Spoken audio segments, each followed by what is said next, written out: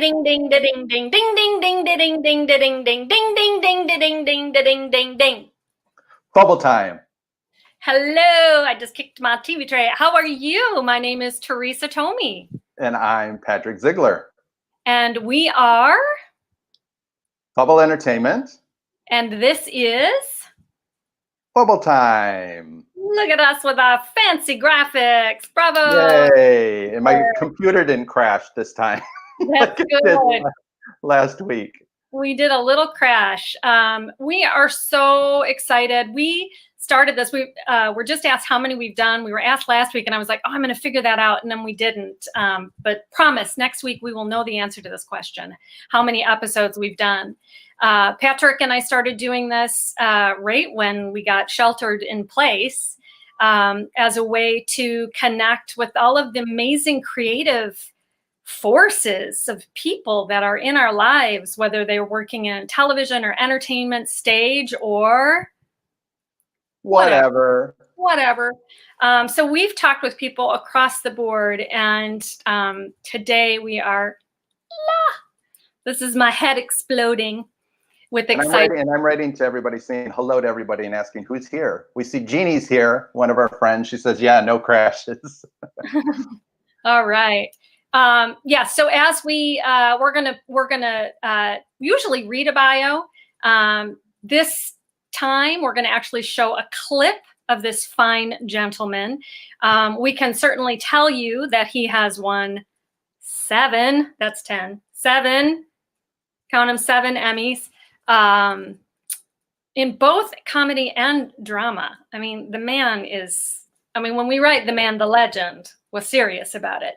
Yeah. He has received 11 Golden Globe nominations, 5 wins. You go to his home and there's just the awards just strewn. They're everywhere. It's really remarkable. And in addition to having a career that he has had, he's an incredible activist, philanthropist. We're going to talk about some of that. And the things we're going to show you, you're familiar with, we're sure. But we want to talk a little bit about go in the Wayback Machine and figure out how he got to where he is. Right. Thank you, Joan. So good to see you. Thank you, Vicki, Jeannie, everybody. And let's, shall we roll that video? Yeah, so this is, we might as well show, right, rather than keep talking. So here we go. Here's a little teaser.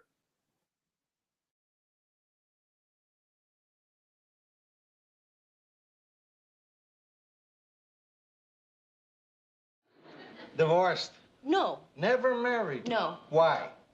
Why? You type? Mr. Grant, there's no simple answer to that question. Yes, there is. How about, no, I can't type, or yes, I can? There's no simple answer to why a person isn't married. How many different reasons can there be? 65. Words per minute. My typing question. Yes. Look, miss, would you try answering the questions as I ask them? Yes, Mr. Grant, I will, but it does seem that you've been asking a lot of very personal questions that don't have a thing to do with my qualifications for this job. You know what? You got spunk. Well, yes. I hate spunk. Santa! Back off, Slick. Scare the deer. Buddy, is that you? Are you okay? Boy, am I glad to see you. The clausometer suddenly just dropped down to 0. There's just no Christmas spirit anymore. Good afternoon. My name is Russell, and I am a wilderness explorer in Tribe 54. Slow down. Wet Lodge 12. Kid! Are you in need of Thank any you, but I don't need any assistance help. today? Ow.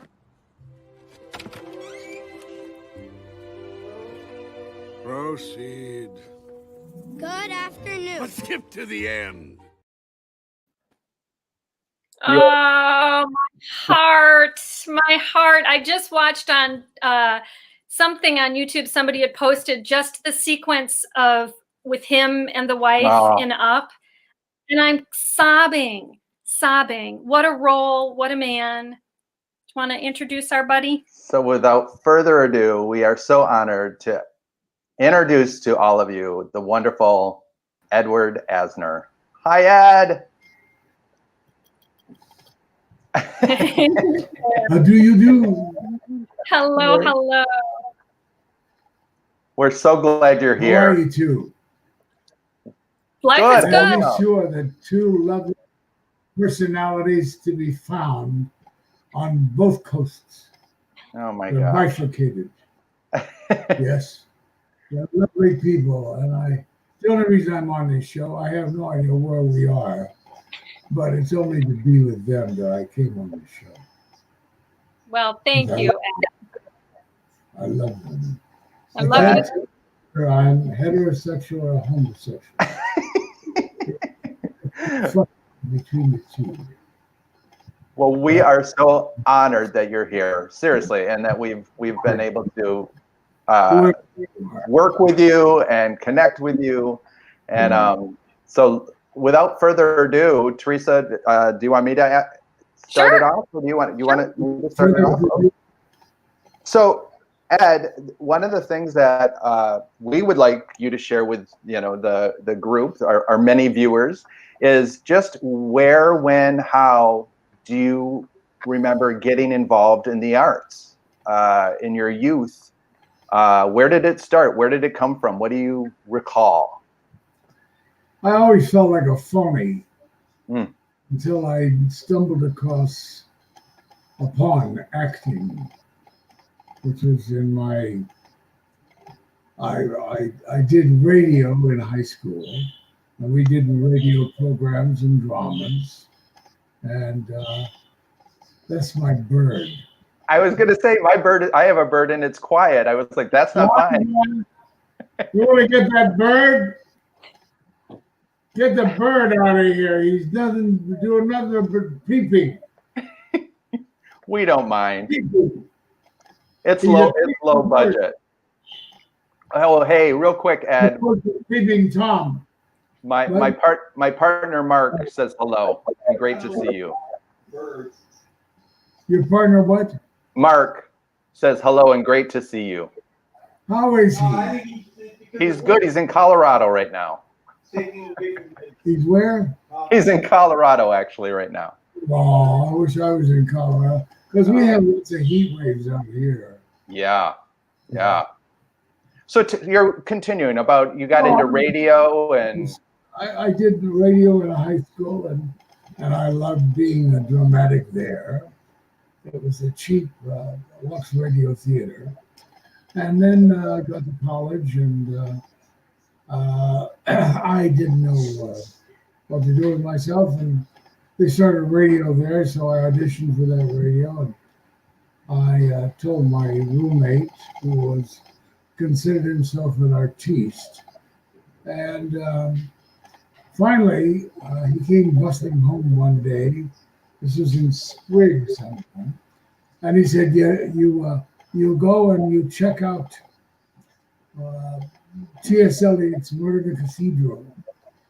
It's a wonderful show, and with your voice, you could do any of the roles in it." So I said, So I went and I got the book, and I checked it out from the library. I didn't read it. I was above all that. And I took my chosen girlfriend to the audition with me because I wanted to impress her with my reading. Nice. And we got there, and lo and behold, I ended up being cast as the lead in Murder in the Cathedral. And that was radio? Quiet, I'm talking. Sorry. Performing it on stage, I realized how great I was, and I had to do more and more and more and more. So I became an actor. And that was in college. And where was college, Ed? Where did you say you were? In Chicago. In Chicago. So you started doing theater in Chicago, right? That was your first. Chicago is my blessed town. It's my Jerusalem. I love Chicago. I do too.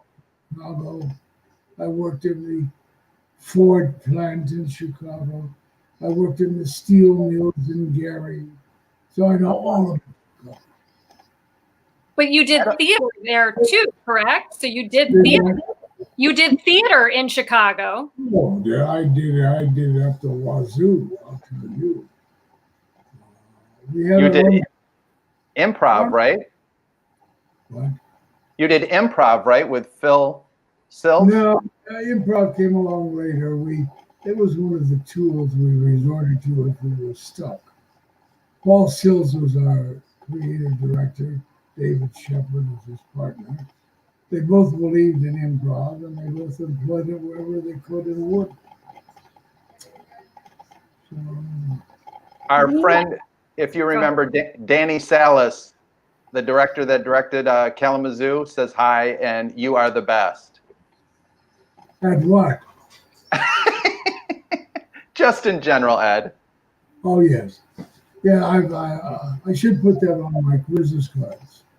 I am the best. You've probably heard that more than once in your lifetime. Only with women. Thank you.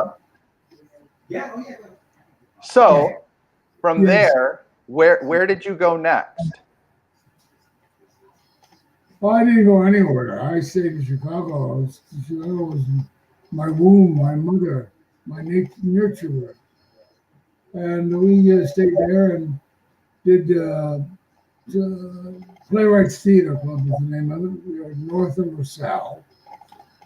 We did it for 2 years. We got the blessings of Herman Cogan for the Sun-Times and Sidney Harris for the Daily News. Claudia Cassidy wouldn't review us, nor her replacement or substitute. And Roger Detmer wouldn't review us for the Journal American. So we had 2 out of 4. Mm. And we had the love of the people. We had good crowds. Then the city found out that we were working a nefarious scheme and avoiding certain taxes. We're calling ourselves a club.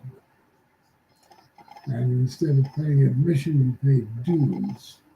And that gave you admission. So we did that for 2 years. Got great accreditation. In the meantime, Paul and his partner David were going towards more improv. And they had the, what was it called? Second City. No, that came later. Oh. It was something else. They had another name, and that lasted for a short while. And they were doing more and more improv. It eventually became the feeder of Second City. It became Second City, which became the feeder for Saturday Night Live. Most of the That's so great. That's so great. And then didn't you go to New York and weren't you part of Threepenny? Yes. Threepenny Opera, right? It's a nothing. It's a fraud. That's kind of big. Did my reviews in Random, New York, while they did improv in Chicago.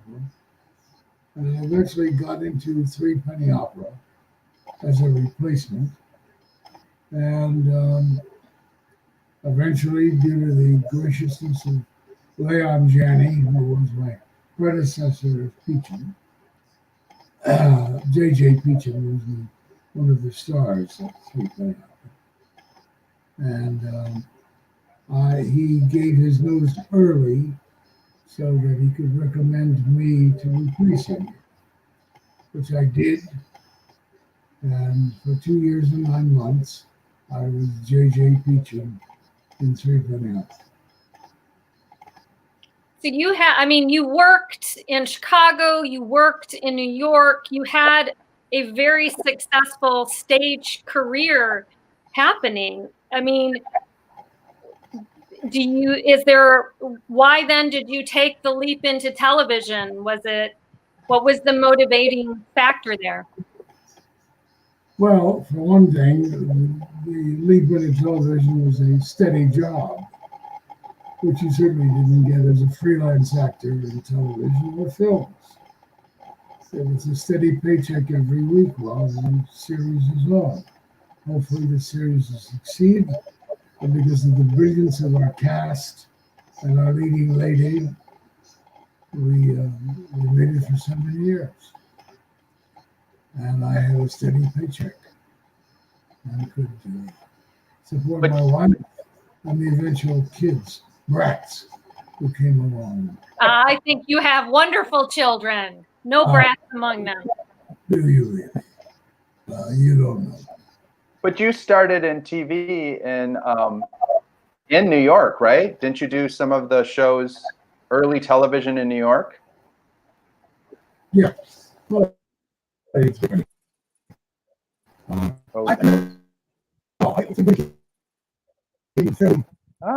soon.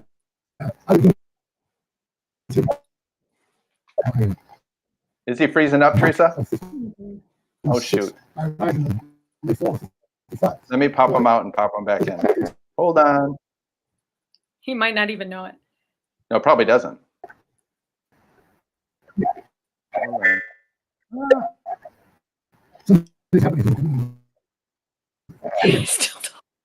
Oh, no. Ed, hang 10. Ed, we're having technical difficulties. Technical difficulties if you're in hearing distance. Well, shoot. I'm wondering if he should pop out and pop back in. I don't know. Maybe I'll text Liza real quick. Hold tight, people. Like live. Get him out of there. Like live TV. Ta-da! Danny just said, you just dropped a legend. Thanks, Danny. Can you drop? This has never happened. Never. Can you drop him out? Can you log him out and bring him back in? This is what happens behind the scenes usually. Can you log him out? Yep, they're doing it. Are they? Yeah, I just saw he popped out. Blame it on Ted Baxter. Somebody, and Daniel wrote, "Oh, Mr. Grant." That's cute. Kevin, blame it on Ted Baxter. We'll tell Ed that when he comes back in. He'll appreciate that, because we do want to hear him talk a little bit about, not a little bit, we should move over into Mary Tyler Moore and talk about it's so hard. I mean, his career has been so insane. Like, I was talking to Rodney Vaccaro today, who's a friend of ours who's been on our show, and he was like, the Book of Daniel was a movie that he did, and he was like, it was just brilliant. When he met Ed, he brought that movie up, and Ed's like, one of my favorite parts, or said it was his favorite role. And it's like, we need to say that to him when he comes back. Hopefully he comes back. And then my husband said, I love this. Dissertation. Dissertation, of course, but he said, Ed warmly broke the ice and asked me to lend him $10. It's a funny story. Yay. I don't remember that story. I mean, I remember it now that I see it, but I'd love to get it back someday, though. Of course he would. I'm married to a comedy god, he's a funny man. One of my favorite things is the text back and forth that I have with him about ordering him a sandwich for lunch. Nice. Oh, no. Are they not able to get him back in? That's crazy. How could Vicky, do you need to let him back in? Are you not paying attention? No, I can see. I can see when he comes in, but I'm not seeing him come back in. I wonder if they lost internet or something? Yeah. Okay, let's do a little dance or a little improv. So let's see here. Patrick and I met. What?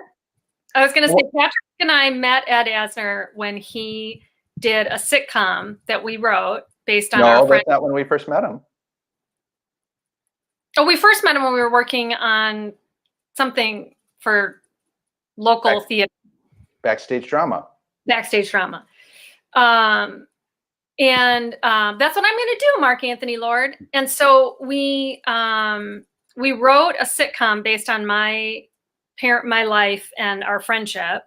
And it was called I've Got a Life in Kalamazoo. And I remember telling my dad, we're going to see if Ed Asner will play you, the role that's you. And he was like, yeah, that'll never happen. Gee, I wonder why we wanted Ed Asner to play the role of my father. And I'll just share quickly. So he said yes. He read the script. He said yes. He liked it. We did a reading of it, staged reading of it at the Chicago Museum of Broadcast Communications.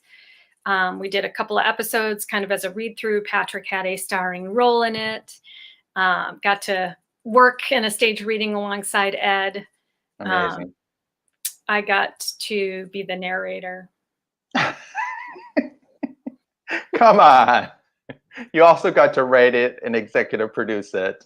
And we got to pitch it to every network that didn't take it. No.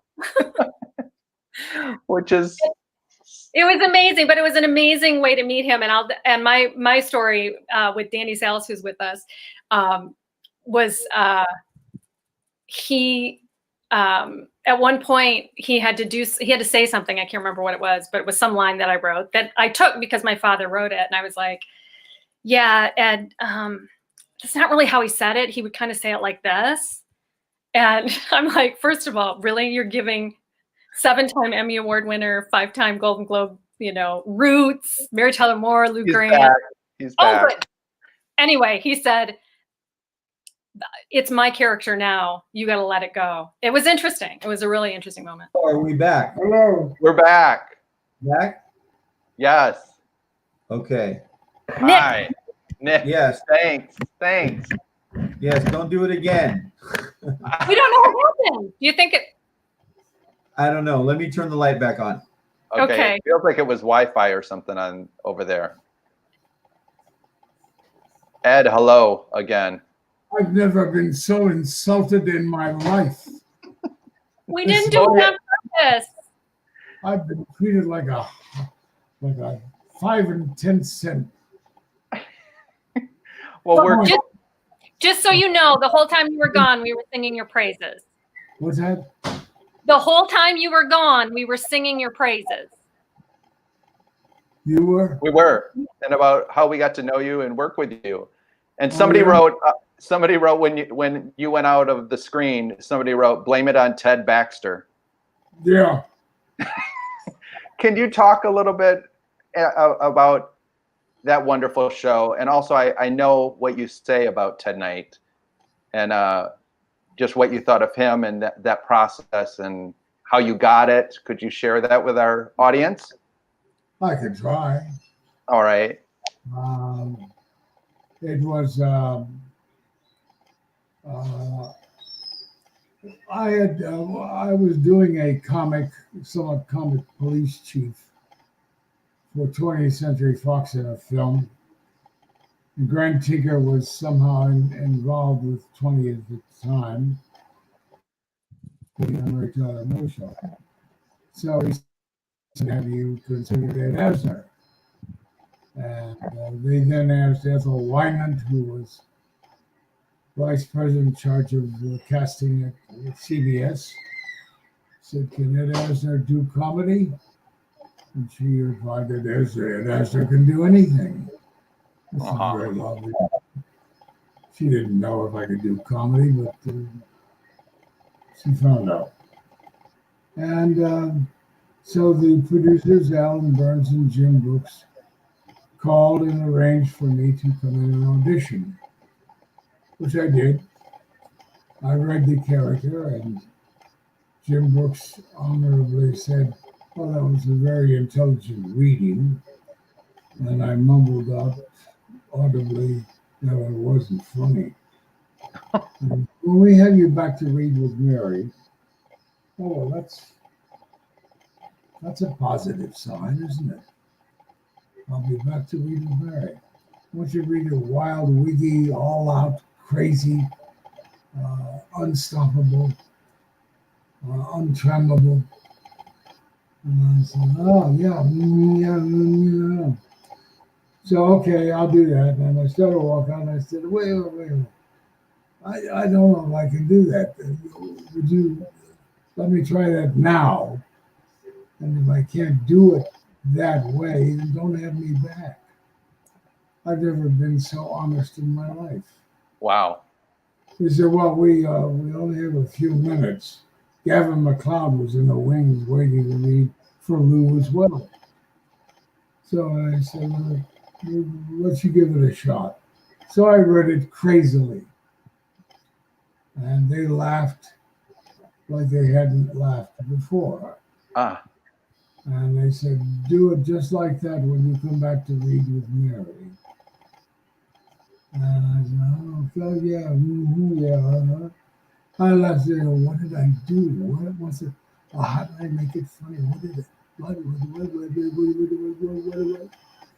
And for 10 days, 2 weeks, or however long I waited, I came back and I read, trying to remember what I had done, and I remembered very little. I just read it crazily again.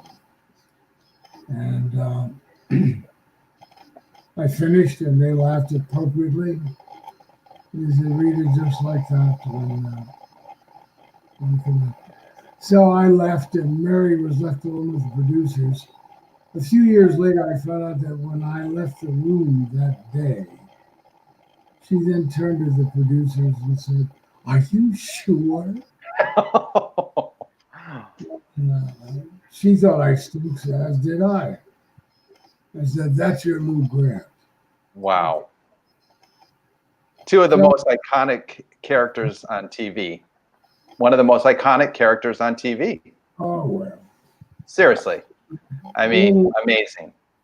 We have a question, if I can, which is an interesting question from Kevin. Kevin says, a question for Ed. At what point did you think the Chuckles the Clown episode could become a classic? When you first read the script in rehearsals, when you filmed it, did you think it was a classic when you were doing it, or was it later on? Oh, yeah. There was a David Lloyd script, and he was a master comic, David Lloyd. And just getting the laughs going was all we needed to do. Well, for Chuckles the Clown Bites the Dust, that is. Right. And I can't remember the minister's name, but he was a wonderful counterpoint to Mary's laughing. He was beautiful. John somebody. And of course the Sunday school choir, Ted, me, Stuart Ann, and I guess Cloris too. How gauche of Mary to laugh at Ted's funeral. Terrible. I love it. And so Patrick asked about Ted Knight. Can you talk about him as a man? What was your relationship with Ted? I was very good at the time. It soured later, but that was self-preservation on both our parts. But he was the funniest man I ever come across. Gavin McLeod couldn't stop peeing in his pants anytime Ted would make a statement or make a move. But the three of us were buddies. We went out to dinner every Friday night after the show with our wives. And we truly enjoyed each other. Ted was, I repeat, the funniest man I ever met. And I thrived being able to counterpoint with him, being Mr. Stayed Mysterious to his clown. There was a funny incident where a year or two into the show, I don't know how long it was, Ted came in to talk to Ellen Burns. He wanted to leave the show. And Ellen spent about a half hour convincing him that he was not a jerk, he was not a joke, that he was a serious contribution to this and that and this and this and that. And finally, Ted was reassured. I was about to leave, and Jim Brooks walked into the office. He said, "Hey, Ted, how's it feel to be the biggest schmuck on TV?"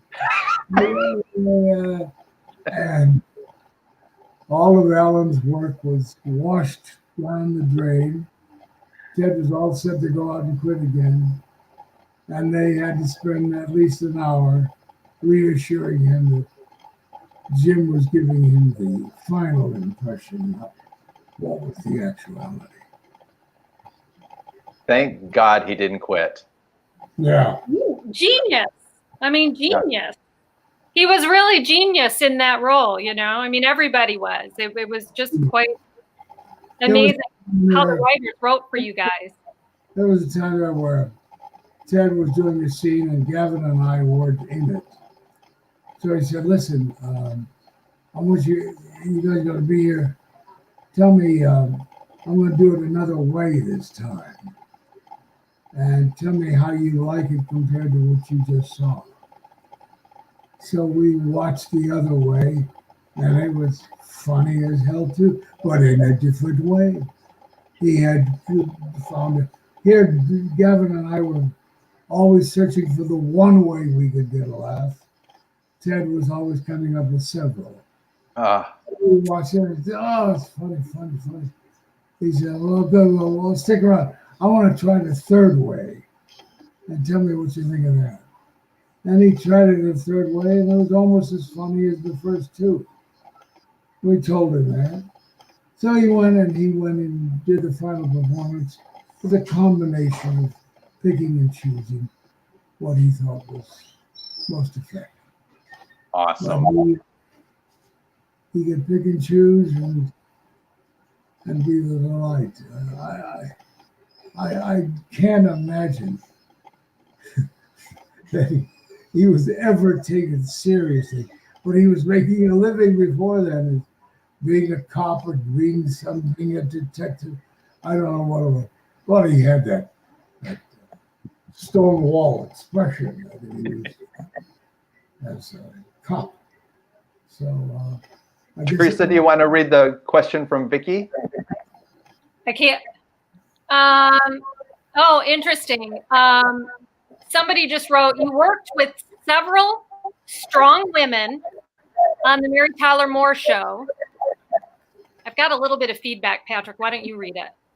"Do you have any stories you'd like to share about their awesome prowess?" I asked because the Mary Tyler Moore Show was one of the forefront of women's rights issues. It really embodied second wave feminism. Thank you. So basically, how was it working with the ladies? Oh no. Oh. I'm so sad. He's breaking up again. This is me pulling my hair out. You know you're still on camera. Yes, I don't care. Wow, it's got to be something to do with his connection. I think. Yeah, it's gone. Shoot. Okay, everybody. I don't know what to do. Maybe we'll be able to, Vicky says, "Sorry if I blew it." Teresa doing the full lean back and pulling her hair. Anne says, "Oh, there he is. Now it's working. Now you're back, Ed. Now you're back. For some reason, your computer keeps going out for some reason, Ed." Yeah. Okay. You're back. So can you reflect these stories? Don't worry about it. No, sorry. Can you reflect at all about working with those amazing women? Stories about working with them? Well, yeah, we've been lucky enough to work with Betty, and we love and adore Betty White. When they were all strong and wonderful and plastic, pliable. You know, whatever you needed. When we were starting out with Mary, it was decided that Mary and I would do promos in half of the states, and then do the other half with Cloris in the other half. So I thought I'd learn whatever I had to do for the local stations, and before each one, by the third one, I was brain fogged. I couldn't do anymore, and I was a failure. So Mary had to take over more or less and do the whole thing, and did a beautiful job of promoting the show. And I then went on to join Cloris to do the other half of the states. And I got with her. We started off, and I once again tried to memorize. They said, "Oh, we don't want to worry about that junk. We'll just improvise." And we improvised, and she was wonderful and marvelous and funny, and got me through it. And I was able to participate and make something of it. But it was thanks to her. So that showed me her strength. Her make care blasé attitude. And that was great.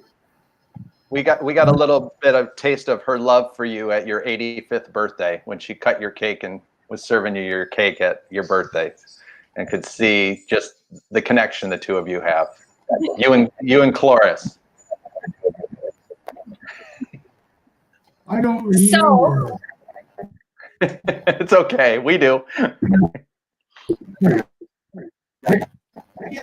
I know.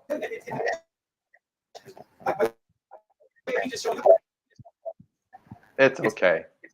I think Nick is talking to him. Yeah. So There's something to do with his connection of. but I wonder if it's StreamYard because I'm getting back. There he is. He's back again. This Or is not.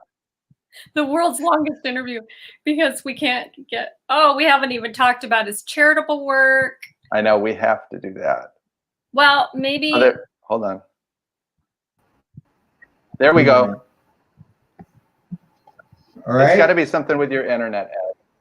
It's so the let's internet. do this. What's that, Nick? We live high on a hill, so it plays a lot of games. Ah, gotcha. Well, let's make sure we talk talk about the Let's make sure we talk a little bit about the Ed Asner, the Family Center. All right, we will. Let me finish. That was Cloris and Mary. Betty. I can. The best thing I can tell you about Mary was she was the happy homemaker, if you'll recall. Yes.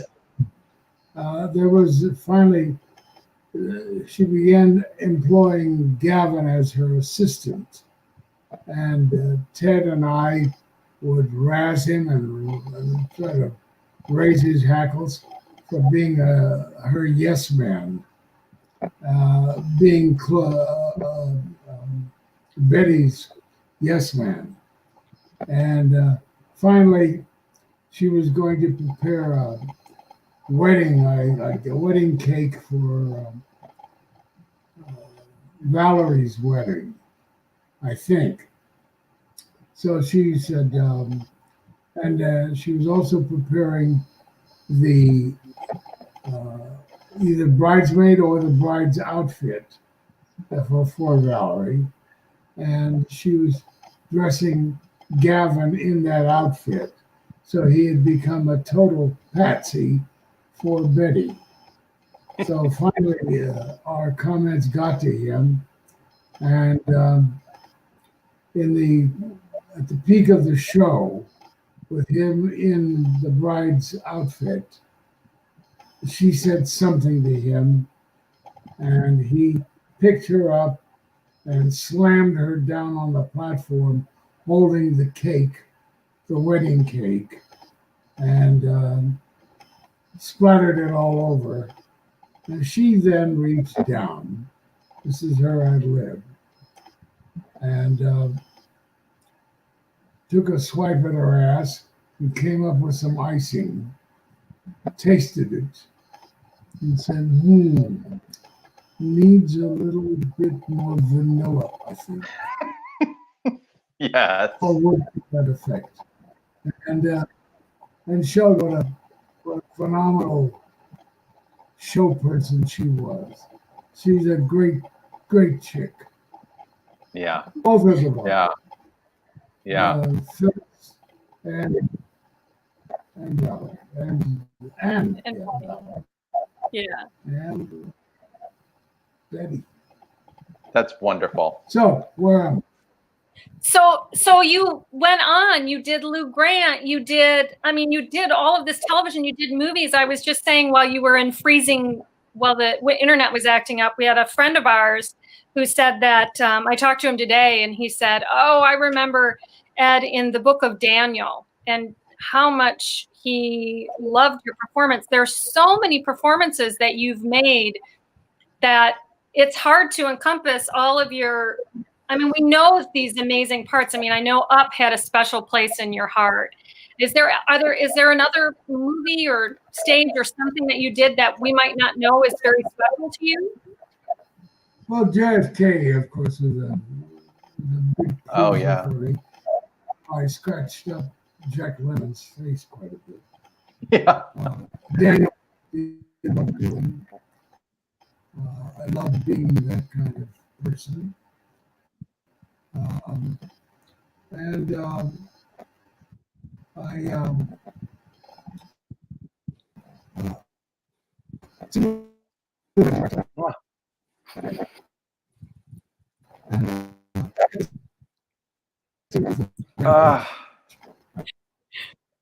right, let's pop them out.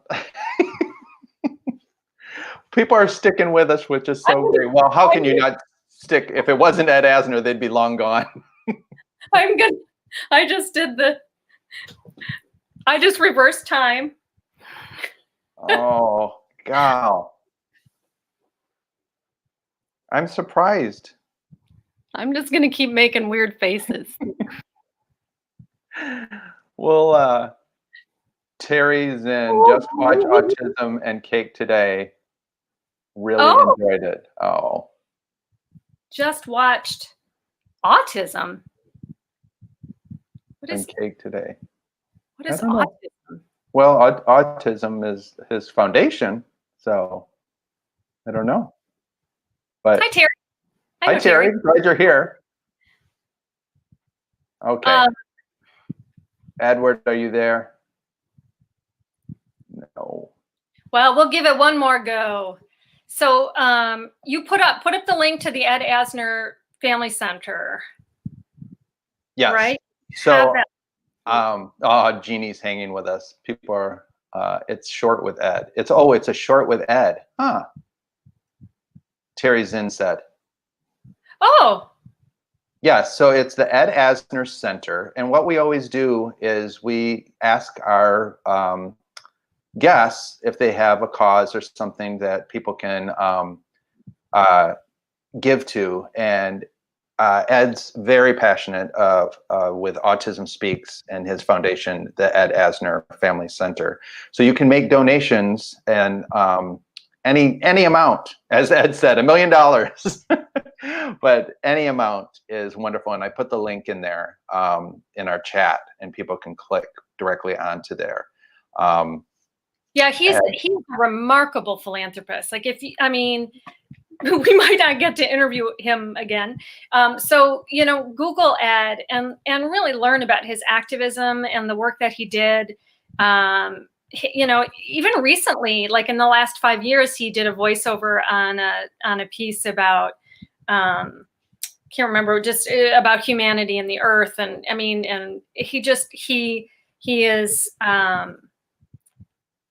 he's a how do I want to say this? I just know him to be very passionate about helping the working man and woman. Yeah.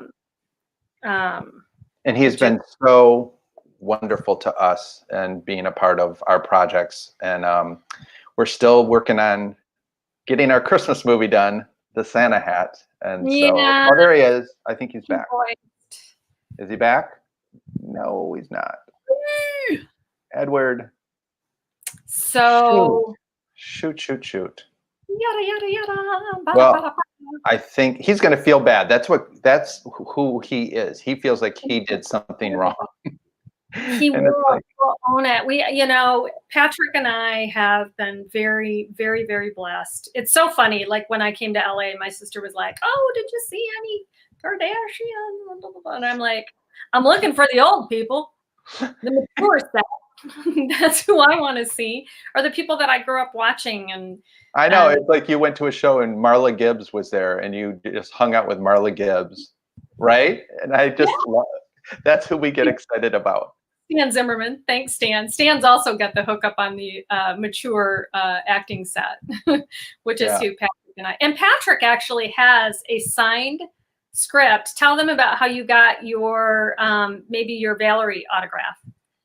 Well, I generously got a script from my friend Rainbow and Heather, and somebody says, "Please tell him thoroughly enjoyed his interview, even a couple of hiccups." Yes, thank you, Maria. So I've got a Chuckles the Clown script signed by everybody in the cast except for Ted Knight, because he had already passed. So it's like one of my prized possessions. But you were with me when we got Cloris to sign it. You were with me when Georgia Ingalls signed it. You were with me when Gavin MacLeod signed it. You were with me when Ed signed it. And Betty signed it on her own. Her agent did it. And then Valerie Harper did it, and her husband had her sign it for me, which is just amazing. So, it was like we had to meet him at a restaurant. And it was all like kind of undercover. It was like, I'm like, oh my God. And then, I mean, there's so many Patrick autograph stories. My favorite though is when we were staying at the Sportsman's Lodge and we went to one of those autograph shows and you got Potsy's. Didn't you get Potsy and Joni? I did. And then you got home and you were like, oh, he left it. No. And I'm sure they were like, I left it at Sportsman's Lodge. And somebody just sent me a question to my cell phone, because she knows that's attached to me permanently, and wanted to know if he had any Nancy Marchand stories. Oh, because I love Lou Grant so much, and they were showing it on Hulu, and they took it off, and Nancy Marchand is fantastic in it. Yeah. And if you know my story, I have a solo show that I performed called Warm Cheese, and it's about my mom, and it's about finding. Oh, there he is. There you are. Nick, just stay with us. Ed, we were just talking about Nancy Marchand. Can you hear us?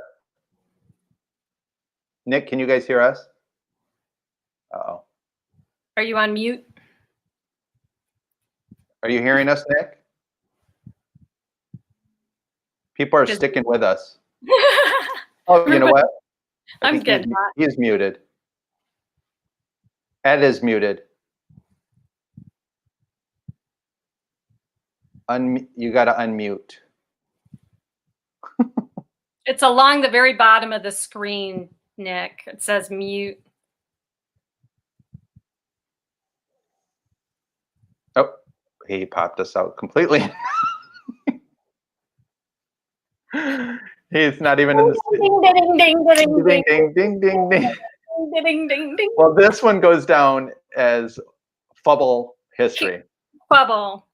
So, if you haven't heard the Fubble story, the reason we came up with our name is I was working at the Children's Museum and Patrick was pitching a few shows in New York, and he said, "Why don't you come with me?" And I was like, "What the heck?"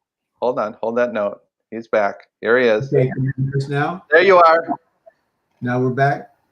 Now you're back, Nick. This is crazy. All right, I go It's through. insane. It's okay, and don't feel like it's anything you guys are doing. I know Ed's stressing about that, and don't feel that way. It's just that everybody's sticking with us, Ed. They love hearing you. So you're golden. So Ed, Yeah. Go ahead. When you stepped away, you were telling us about some maybe other roles that you had that were maybe we might not be familiar with as much, that were favorite roles. What was it saying? I can't remember now. You were talking, I don't know. I was talking about the book of Daniel. Do you remember that? Yeah, very much so. Oh, And JFK, you talked Sidney about Lumet was the director, and one scene where I approached the grandmother and was talking to the grandmother, and I became very fervent and powerful with her, and I did it, and it went well. So then, the one piece of direction that Sidney Lumet ever gave me, and this one worked. And he said, this time, do it with constraint, almost as if you're whispering to her. Mm. So I tried it that way, and a lot of intensity, but whispering. I see,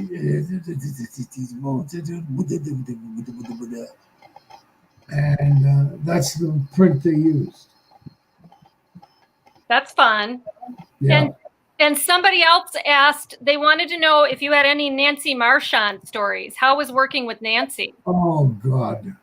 That was a great experience, which led me to make the statement that it's probably the greatest actress in America. Mm. We worked together previously at Stratford when I played Bottom. Ah. I can't remember. And she played Mistress Quickly, or one of the mistresses, and I didn't think much of that performance, but then once we got into Lou Grant and she adjusted to playing that character, there came an episode wherein finally an efficiency expert is brought in. And he makes certain judgments which I challenge. And finally, my ability in the job is challenged. So she calls us in for a high-powered conference, and she begins his speech, which is the master shot of the scene. Begins his speech in which he talks on and on and on and on and on. And when you read the script, you automatically come to realize that of which way it's going. That she's going to fire the efficiency expert. But as we did it, more and more and more and more, each time she did it, she was able to suspend your smelling out her firing of the efficiency expert, and not to really realize it until she reached the end of his speech. Ah. And it was a beautiful, beautiful rendition. We did the master, the two-shot, the over the shoulder, and the close-up, and not until she finished the close-up was she able to sustain that unbelief of who she was firing. That was a phenomenal performance. You really seem to have a genuine respect and an ability to see good talent. That seems like it's very important to you to recognize good talent, right? I mean, do you appreciate the craft? Do you recognize people who have a sense of the craft? Yeah. I guess it's the Mavericks who performed that go on to be successful. I don't know who they are, if they do exist. I don't know who they are, But I'm sure I've missed a few talents who were either wrong at the time I saw them or grew into the character that they became. That's great. So, Ed, let's make sure you talk to us about the Family Center. Can you tell us about that? Well, it's my son's idea, and he and his wife have been running the Family Center, the Ed Asner Family Center, for autists and their families. And it's been a wonderful achievement. Keeping alive with funds is where the problem arises naturally, and this is a pandemic year. But it's designed to put the families of autism sufferers at ease, to familiarize themselves, to teach them, to coach them, to let them understand, and a place to blow off their steam, and at the same time to provide classes for autistic sufferers. And it's worked well that way. Art, dance, you name it. They've gotten the volunteers to teach, and they do a good job. And sustaining it and keeping it going so more and more people know about it is what we're after and we're hoping for. And this is a hell of a year to introduce it, I must say. Yeah. But, hopefully we will achieve it in the end.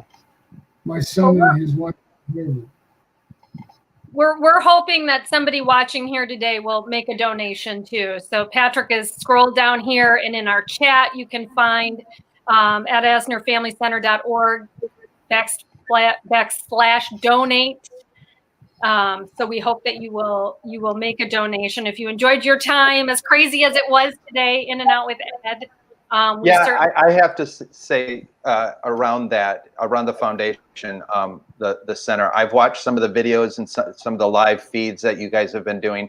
It's really wonderful. It's really amazing how they have kept going through this time. So, just. And of course, I have to say, and that out of it, you are finding what autism sufferers can still do, can still provide. They have unusual brains, and they can use those brains to achieve good ends. So don't dismiss your autism sufferer.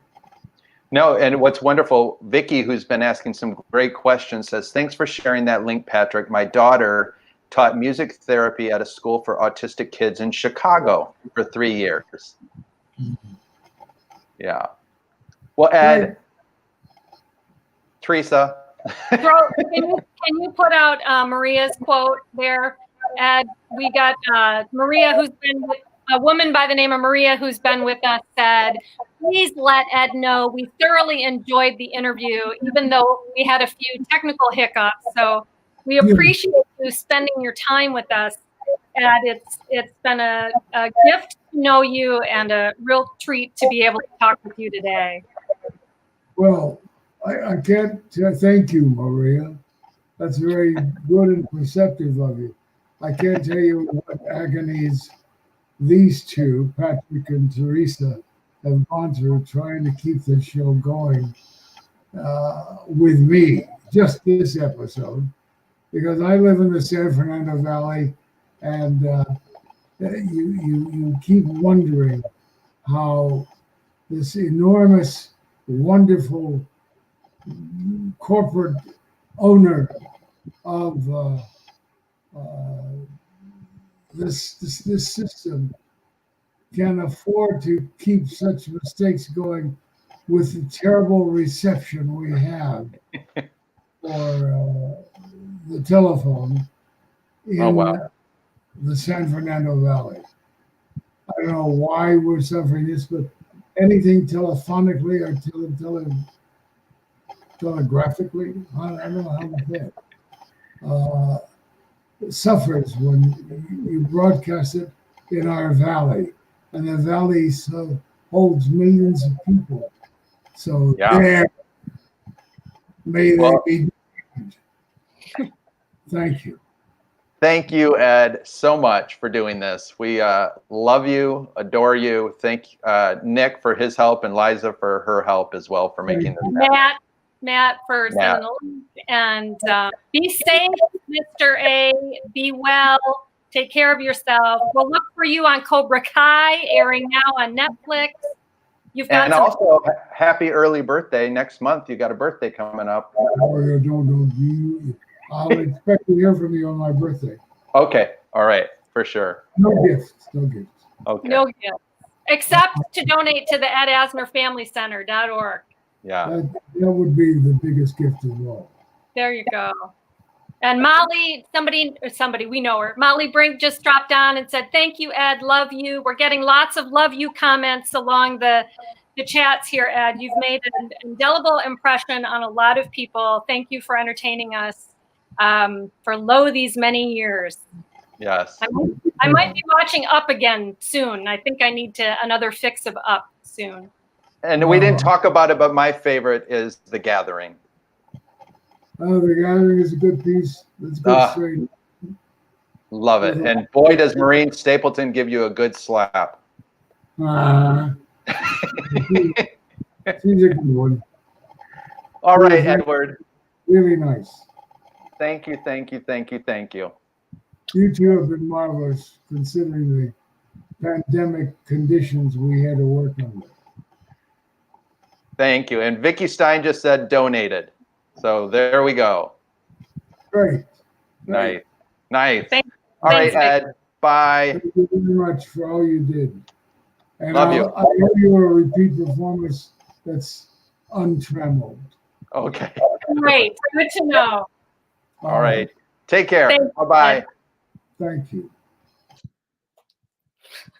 What a trooper. Oh my gosh. Amazing.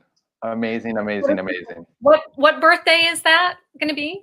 Do you 91. know? 91. I was going to say his 85th. 91. 91. Yeah.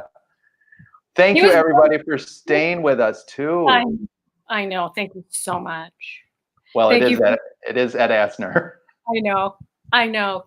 Come for Ed Asner. Stay for Teresa and Patrick. Teresa's hair. So next week we have our good friend Karen Frost, creative executive with Viola Davis's company. So we're very excited about that as well. And then at the end of the month, our dear Marion Ross, who we did the pilot with Ed for Kalamazoo. So she lives in the Valley too. So I hope she doesn't have bad internet. He said that she's been doing a lot of interviews online now. Although Ed has too, but it happens. Hopefully we'll be okay. I'm sure we will. All right, everybody.